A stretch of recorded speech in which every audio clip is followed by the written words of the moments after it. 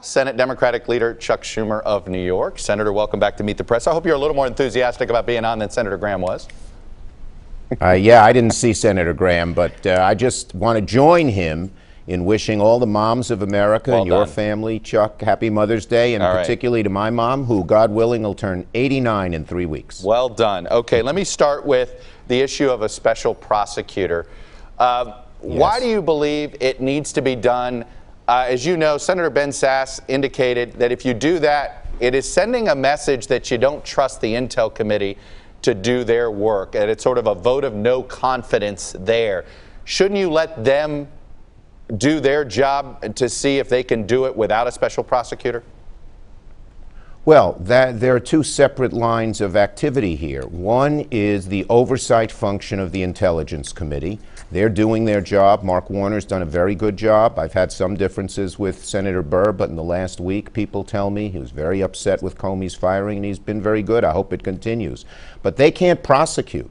A special prosecutor appointed by the Justice Department has the ability to actually prosecute people for violations of law. And they go on in tandem. One shouldn't step on the other. I know they're talking to each other right now. The FBI was with the Intelligence Committee to make sure no one's granted immunity. But it's two separate issues, and we very much need a special prosecutor, Chuck. We need someone who's independent of the Justice Department to get to the bottom of this. And I just say one more thing. The silence of my Republican colleagues on this issue is sort of deafening.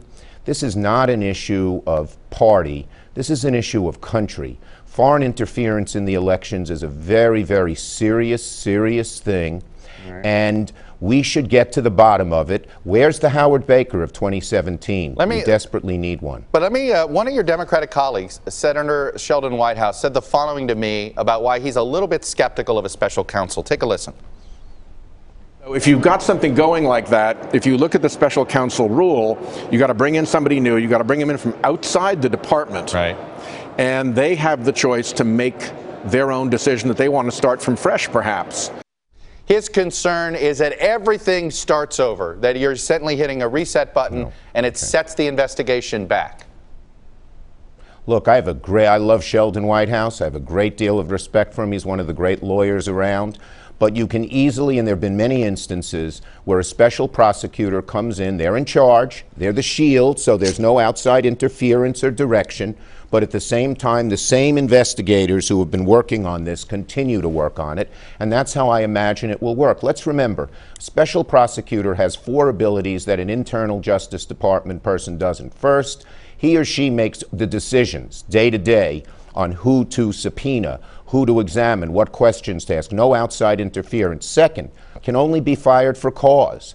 Third, has the ability, if there's interference, someone's trying to thwart the investigation from up above, they can make sure that doesn't happen and investigate that. And fourth, they have to report to Congress. So there are a lot of advantages over a special prosecutor, and if you look at the Department of Justice guidelines, there's never a more important time, a more appropriate time for a special prosecutor than in this situation. Senator Warner, who's the vice chair of the Intel Committee conducting the Intel investigation, he said unless the Deputy Attorney General Rosenstein appoints a special prosecutor, he thinks it's going to be very difficult to get any Democratic support for a new FBI director.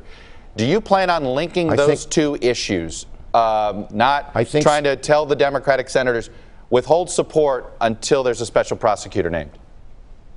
Well, each Democratic senator is going to make up his or her own mind, but I think the two are very much related. If you have an independent special prosecutor, then you really have the ability to get to the bottom of this. So it matters in terms of who the FBI director is. You need both of them really to have a lot of courage to resist any pushback, not to do the investigation. You need both to be very experienced. That's important as well. And I think both should be nonpartisan, not from either political party. Those would be my criteria. But I think the two are linked because they're both involved in one of the most serious investigations we've seen in a very long time. There's 8 candidates that were interviewed yesterday.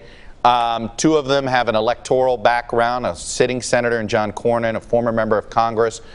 Some have bipartisan backgrounds, like a Fran Townsend, served in both the Clinton and Bush administration. Anybody jump out as a favorite of yours, somebody that you could foresee supporting?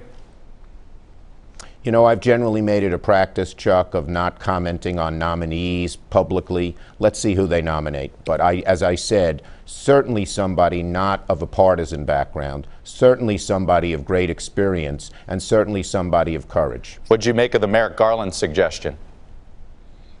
I'm not going to comment on any of them. I like him as a justice, though. He's very good on that D.C. circuit. I don't know if he'd want to leave. You think that was a little too cute at that point? No comment. No comment. I'm smiling. Senator Chuck Schumer, I will leave it there. Senate Democratic Leader, thanks for coming on Meet the Press, sharing your views. Hey, NBC News fans, thanks for checking out our YouTube channel. Subscribe by clicking on that button down here, and then click on any of the videos over here to watch the latest interviews, show highlights, and digital exclusives. Thanks for watching.